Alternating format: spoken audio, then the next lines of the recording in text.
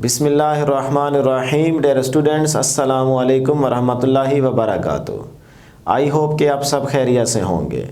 Dear students, आज की इस वीडियो में हमारा टॉपिक है operational amplifier as a comparator.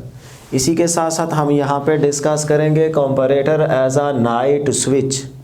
याद रहे, ये दोनों टॉपिक आपके इस चैप्टर के इम्पोर्टेंट लॉन्ग क्वेश्चंस नहीं हैं, बल्कि आप इन दोनों को शॉर्ट और एमसीक्यूज़ के पॉइंट ऑफ व्यू से तैयार करेंगे।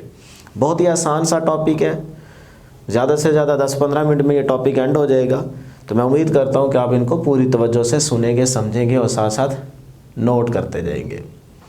डियर स्टूडेंट्स, ऑपरेशनल एम्पलीफायर की बात करें तो इसके सैम्पल में टोटल 5 टर्मिनल्स थे, जिसमें से 2 टर्मिनल्स प्लस VCC और माइनस VCC आपके पास यूज़ हो रहे थे फॉर पावर सप्लाई। एक टर्मिनल आउटपुट और बाकी 2 इनपुट टर्मिनल्स थे, जिसमें से नेगेटिव को इन्वर्टिंग इनपुट टर्मिनल का नाम दिया था और पॉजिटिव को नॉन इन्वर्टिंग इनपुट टर्मिनल का नाम दिया था। ये बात भी आप जानते हैं कि ऑपरेशनल एम्पलीफायर के ओपन लूप गेन की वैल्यू क्या होती है, वेरी हाई, और इसका ऑर्डर कितना था 10⁵। अब डियर स्टूडेंट्स, अगर आप टॉपिक के नाम पे गौर करें तो कंपैरेटर से आपको ऐसे लग रहा होगा कि आज की इस वीडियो में हम किसी चीज़ को कंपैरिजन करने जा रहे हैं। वे किस चीज़ का कंपैरिजन? हम वोल्टेज को कंपेयर करने जा रहे हैं, वोल्टेज का कंपैरिजन, कि अननोन वोल्टेज को हम कंपेयर करने लगे हैं एक नॉन वोल्टेज के साथ। तो नॉन वोल्टेज की जो भी वैल्यू होगी उसके हिसाब से हम अननोन वोल्टेज की 2 या 3 पॉसिबिलिटीज़ ही बना सकते हैं कि या तो उसकी वैल्यू नॉन वोल्टेज से ज़्यादा हो सकती है, या उससे कम हो सकती है, या उसके इक्वल हो सकती है। तो फिर जो रिज़ल्ट आएगा उस रिज़ल्ट के हिसाब से हम आउटपुट की बात करेंगे। इतने में हमारा ये टॉपिक एंड हो जाएगा। अब डियर स्टूडेंट्स, अगर आप सर्किट डायग्राम पे गौर करें तो यहाँ पे इन्वर्टिंग टर्मिनल पे एक रियोस्टैट कनेक्ट की गई है। देख सकते हैं कि ये वाला टर्मिनल रियोस्टैट से कनेक्ट है, और रियोस्टैट के साथ हमारे पास यहाँ पे एक हाई पोटेंशियल और यहाँ पे नॉन इन्वर्टिंग टर्मिनल पे एक रेफरेंस वोल्टेज अप्लाई की गई है। VR से क्या मुराद है? Reference voltage. यानी कि ये आपके पास नॉन वैल्यू होगी जो आप जानते होंगे वोल्टेज की वैल्यू, और यहाँ से आप इस टर्मिनल को वेरी करवाएंगे तो ये वाली V की वैल्यू चेंज होना स्टार्ट हो जाएगी। तो वो V की वैल्यू या तो इससे लेस हो सकती है, या ग्रेटर हो सकती है, या इक्वल हो सकती है। तो ये 3 केस हम डिस्कस करेंगे, लेकिन बुक के अकॉर्डिंग यहाँ पे 2 ही केस डिस्कस किए जा रहे हैं कि या तो ये पॉजिटिव वैल्यू ज़्यादा होगी या फिर नेगेटिव। यानी कि ये वाली वैल्यू जो कि V है नेगेटिव पे कनेक्ट, ये या तो इससे बढ़ जाएगी या इससे कम होगी। यही 2 सिचुएशंस बन सकती है ना। तो फिर इसका मतलब हमारे पास इन 2 का मुकाबला होने जा रहा है। तो इन 2 में से जो जीतने वाली वैल्यू होगी, जिसकी हुकूमत होगी, आउटपुट उसी के साथ मिल जाएगी। तो इसका मतलब आउटपुट सियासत करेगी, जो इन 2 में से जीतेगा उसी के साथ ये आउटपुट मिल जाएगी। या फिर आप यूँ समझ सकते हैं कि एक ही घर में ये 2 बहन भाई हैं और यहाँ पे क्या हैं, पेरेंट्स, यानी कि आउटपुट जो है ये पेरेंट्स का रोल प्ले करेगी। तो अब इन दोनों में से सपोज कर लें कि भाई ने FSC कर ली और इसके बहुत अच्छे मार्क्स हैं, और जो बहन है ये अभी बेचारी FSC कर रही है, ठीक है। तो अब पेरेंट्स क्या करेंगे, उनकी नज़र बेटी पे होगी कि भाई बेटे जितने इसके अच्छे मार्क्स आते हैं कि नहीं आते। जब नहीं आएंगे तो फिर जाहिर सी बात है डांट पड़ेगी, और अगर आ गए तो फिर तारीफ़ होगी और पेरेंट्स बेटी के साथ मिल जाएंगे, उसकी हर बात में साथ देंगे। या फिर आप इसके उलट कर लें कि भाई बहन जो है ना वो पढ़ने वाली है और भाई नहीं पढ़ने वाला, तो दोनों ही FSC में है, सपोज कर रहे हैं।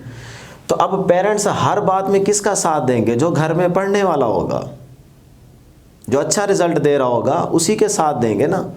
तो यहाँ पे जो पेरेंट्स यानी कि आउटपुट है वो इन दोनों में से जो वोल्टेज जीतेगी आउटपुट उसी के साथ मिल जाएगी, ठीक है। तो जिसका रिज़ल्ट अच्छा आएगा पेरेंट्स भी उसकी बात मानेंगे, उसका साथ देंगे हर बात में।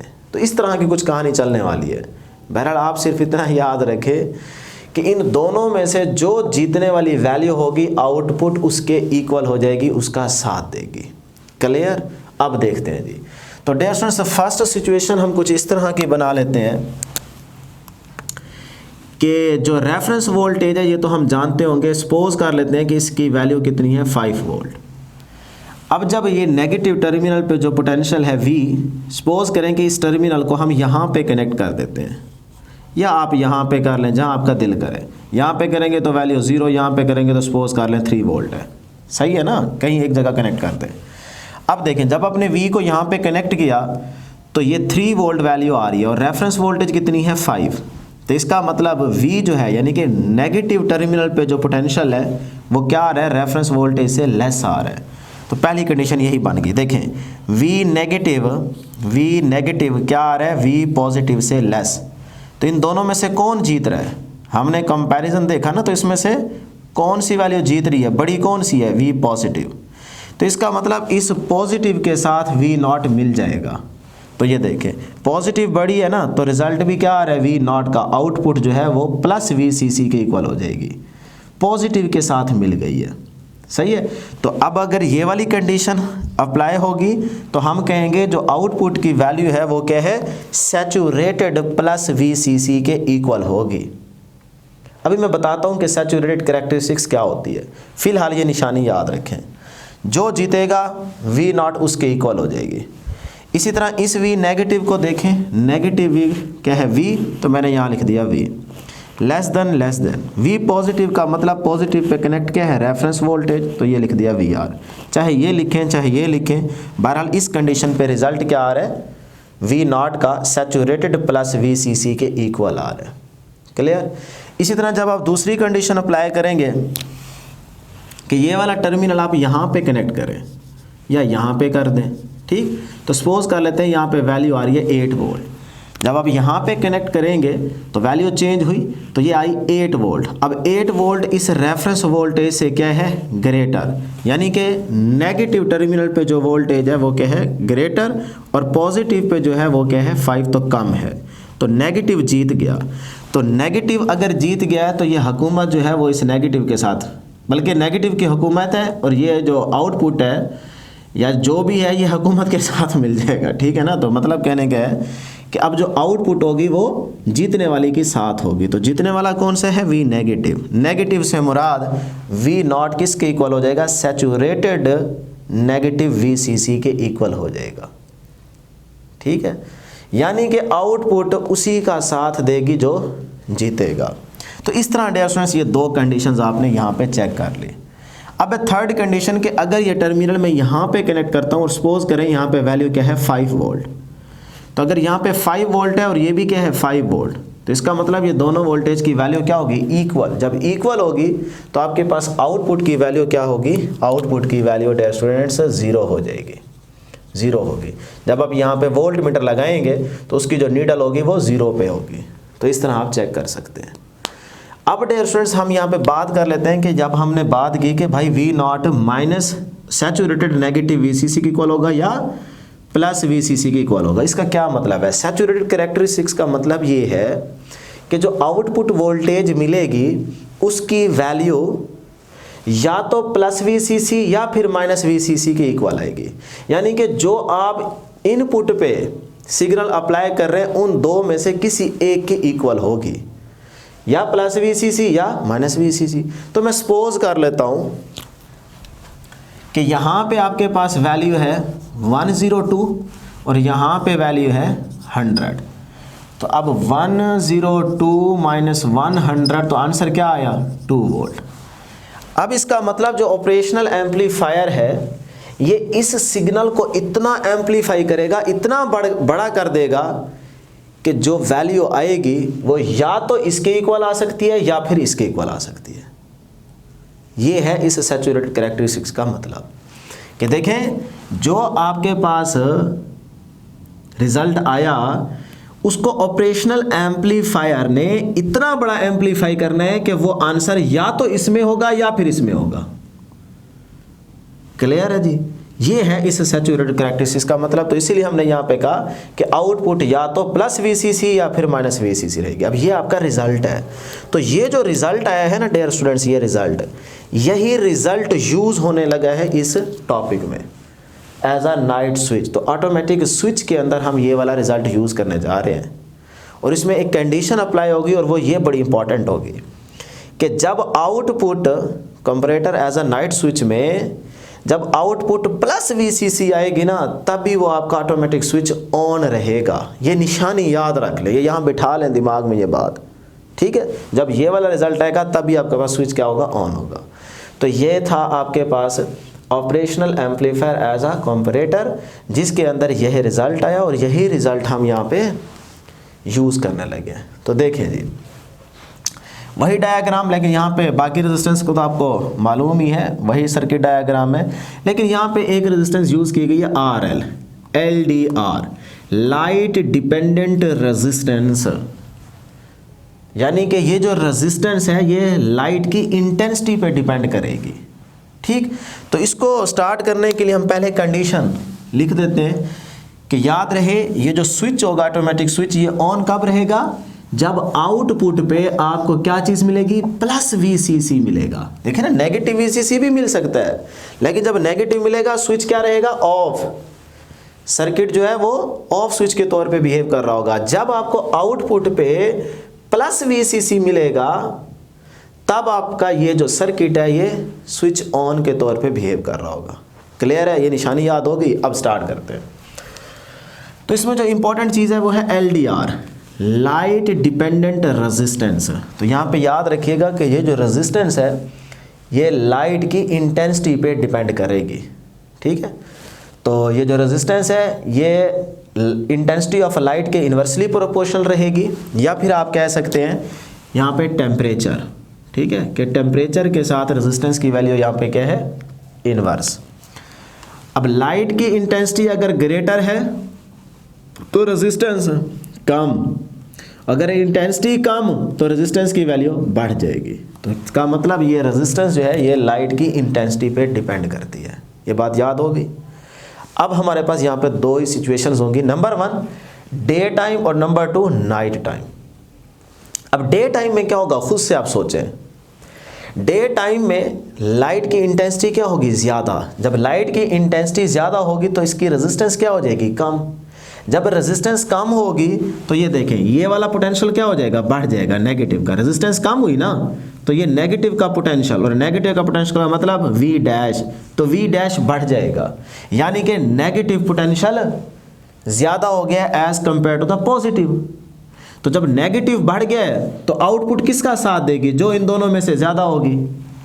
अभी यहाँ पे बात की थी ना, तो आउटपुट पे क्या मिलेगा, नेगेटिव VCC।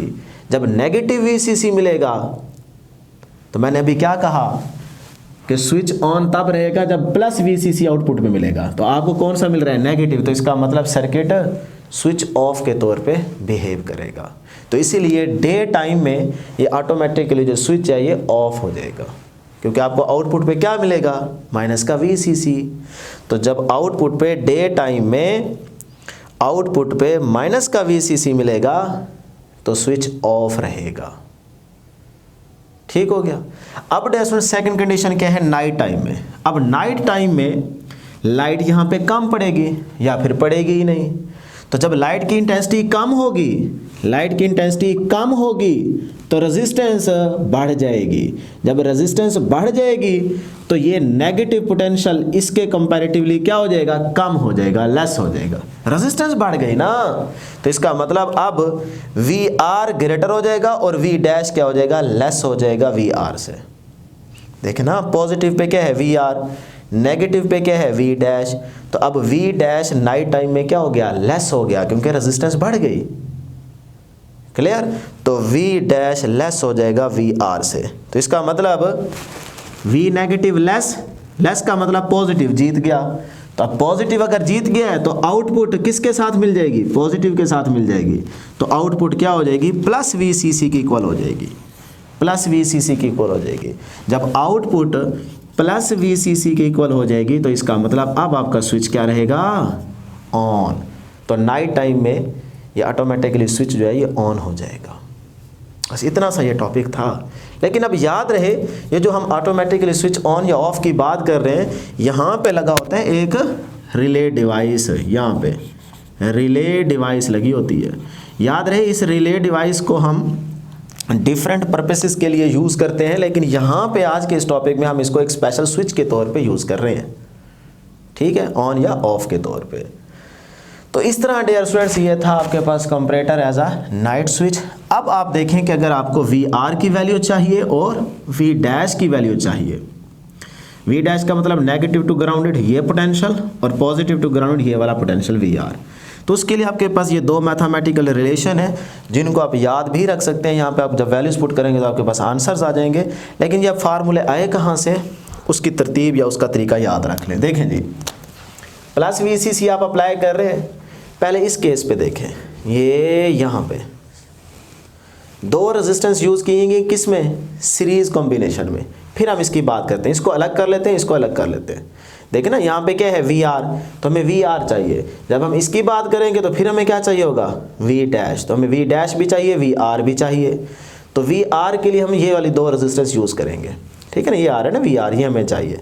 तो ये दो रेजिस्टेंस क्या है, सीरीज में कनेक्ट है। तो फिर डियर स्टूडेंट्स यहाँ से प्लस VCC आया, सीरीज कॉम्बिनेशन में पोटेंशियल क्या हो जाता है, डिवाइड, करंट क्या रहता है सेम। यहाँ का पोटेंशियल क्या होगा V1, यहाँ का पोटेंशियल क्या होगा V2, पोटेंशियल डिवाइड हो गया सीरीज कॉम्बिनेशन में, ठीक। तो फिर लिखें जी यहाँ पे, यानी कि प्लस VCC जो यहाँ से जा रहा है, देख रहे हैं ना, ये जा रहा है, यहाँ पे जाके दो रेजिस्टेंस में डिवाइड हो गया, तो ये आ गया V1 प्लस V2। अब dear students according to Ohm law VCC is equal to V1 की जगह क्या लिखूं, IR1, V1 की जगह IR1, क्योंकि I तो सेम रहेगा ना, चाहे I1 चाहे I2, फिर वो I1 I2 के बराबर है तो वो I कर दें, ठीक है ना, करंट सीरीज में सेम रहता है। प्लस V2 की जगह IR2, ठीक। तो VCC is equal to I common आ जाएगा, अंदर रहेगा R1 प्लस R2, यहाँ से I निकालें तो I is equal to VCC divided by R1 plus R2। Current आ गया जी I। अब हमें क्या चाहिए, हमें चाहिए VR। तो देखें VR में रेजिस्टेंस क्या आ रही है, R2। तो according to Ohm law V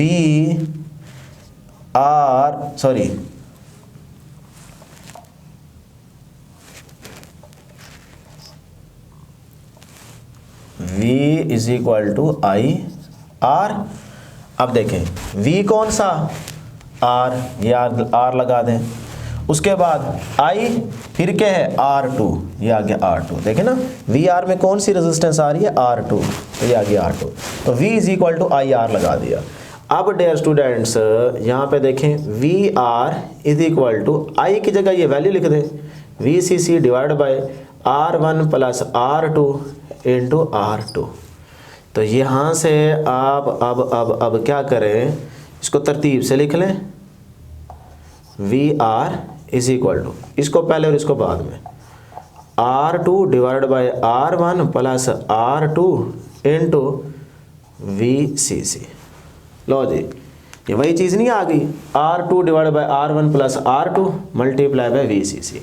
तो इस तरह आपके पास VR है गया। अब अगर आप ये वाली V' की वैल्यू फाइंड आउट करना चाहते हैं तो सेम इसी तरह से VCC इज इक्वल टू, पहले क्या है इधर का पोटेंशियल फिर इधर का पोटेंशियल, इस पोटेंशियल को कह दो VL प्लस इस पोटेंशियल को कह दो V3, दोनों को ऐड कर दिया। अब अकॉर्डिंग टू ओहम लॉ इधर IRL प्लस IR3। अब I कॉमन ले लें इसी तरह से जैसे आपने यहाँ पे सॉल्व किया, तो आप इजीली इसको भी कैलकुलेट कर सकते हैं। तो ये थी डियर स्टूडेंट्स हमारे पास आज की डिस्कशन। उम्मीद करते हैं कि आपको ज़रूर समझ आई होगी। आज के लिए इतना ही, दुआ में ज़रूर याद रखिएगा। अल्लाह हाफिज़।